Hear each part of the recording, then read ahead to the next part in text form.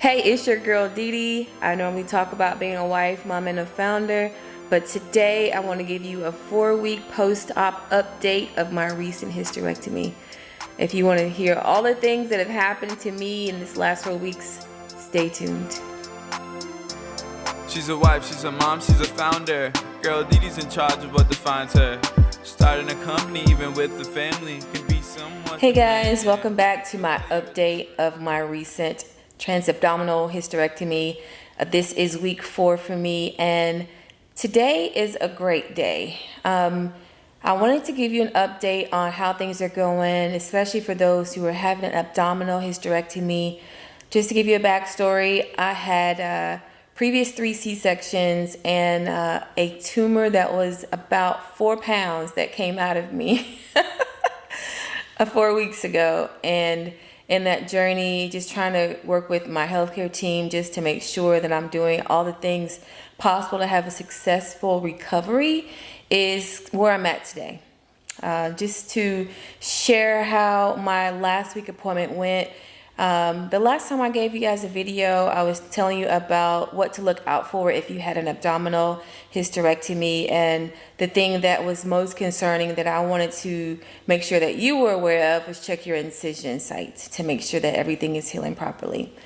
The last update I gave you, I felt like I was healing or going in the right direction, but last week I had a bit of a hiccup, so I was checking my incision site, just trying to make sure that I could see the incision start to close a little bit better. And in fact, it was closing, but at the very end, I could still see a couple of my stitches that did not dissolve, and it basically just did not close like it should have. So I had to call my doctor for her to check it out to see what was happening. And so she got me in very quickly. And when I went into the exam room, she laid me on the table and she just did an exam, and it was still very tender to touch because it still is very tender down there. But she had to go in and do a removal of a couple of my stitches, and when she did that, it hurt so bad. I could still just feel my insides just cringing. And it's normal, I believe, for stitches, some of them to not dissolve, but when it's on the outside of your body where you can see the internal stitches sticking outside, I was like very concerned, but she was able to take them out. She put some incision glue, but it was kind of oozing out a little bit. She said, yeah, I'll have to put a Band-Aid. So she had to give me some incision glue, and she had to put a Band-Aid there just so that it could close up. And so today I am doing the same thing. I'm staying at home, just trying to relax, and I wanted to give you a quick update before I go back and lay on my couch. So that was like the first thing I wanted you guys to get here on the update, was just my incision site. It's just taking its time. I believe that my recovery should be about 8 weeks. I was hoping 4 to 6 would do just fine, but in fact, I'm gonna probably have to take 8, just because after having 3 C-sections, just the scar down there, the scar tissue, it just has to take time to settle in because everything isn't as flat as it would be if you didn't have surgery down there. So I'm just talking to my doctor about that. One of the things that my mom, shared with me, because of course I call her to say, Mom, here's my update. And she was like, girl, you just have to be still. You can't pick up things. You can't lift. You can't bend. And it's recommended that you're supposed to start activity, getting, slowly back into your daily grind. But for me, maybe I was just working a little too hard. I feel like I'm doing good. I feel like I'm sitting down and, remaining still at least. But it's just kind of this sitting straight up. I think that's impacting me. I should probably be laying down a little bit more. And so I will add that back into my daily routine. So if you have any Netflix, any Prime Video, things that you recommend me watch, please drop them down in the comments below. I would really appreciate that.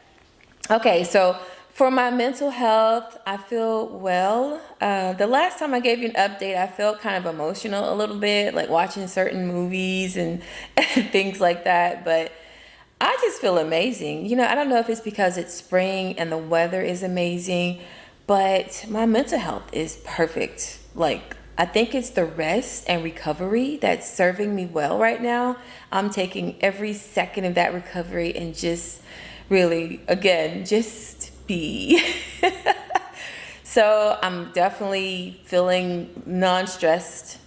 I don't have to worry about work stress as much. You know, I still be peeping in my email and chats just to see what's going on, and it kind of gives me a little flare up when I go back over there and check. So I'm trying to, you know, stay away from that part of my life for right now and just have a real mental recovery from it all. My husband and kids, again, are doing great. My husband has been amazing. He's cooked every day. I think I've cooked maybe 3 times, and it was like so top things that I could do. But honey, I am enjoying these kids and this husband just doing all these amazing things today. So shout out to the fam. You guys are doing amazing. Thank you. So for physical activity, again, my doctor said to chill. I had the urge to go for a walk. Like, I just want to go walk up the street and back, but I'm going to chill out right now and just, you know, remain who I am in my silence and my recovery. So I'm still taking my time. Week 4, I have some time to get back out there whenever my body is completely healed. So I will take time on that. Okay, so I do have a few things that's on my list to remind you to help in your recovery. One of the things that I feel really has helped me through this is taking a melatonin every night. Getting that 10 hours of sleep. Like, I take a nap at 2 p.m. My children usually come home about 3:30 and 4. So I sleep a good hour and a half in the afternoon, and I take a nap then. And then I'm in bed by 10 p.m. No later than. Like, I try to put Netflix on to watch TV, but like 10 minutes, I'm out. Your girl is asleep. So that sleep has been great. So that melatonin every day has been amazing. I'm still taking my daily women's vitamin, which is good. So maintain that daily vitamin just to make sure that your body is getting everything it needs. Also maintaining my protein. I started to eat like the tuna steak and fish more in my diet. Not so much a lot of like chewy foods like hamburger meat. No, like I'll do turkey and things like that, but have my protein, which I think is great. I don't have to do gas X anymore, but I kind of had that just as a precaution because, you know, your body is still trying to figure out how to adjust to your new normal. And so I just didn't want to have any issues. And so, but I stopped doing that. I do my Miralax every other day still. My bowels have been great, but I just want to make sure that they get reintroduced again to the new normal. So I'm maintaining that. I think that's also great.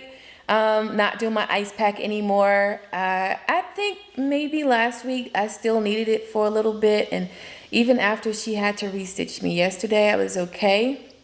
But I don't have to do my ice pack anymore.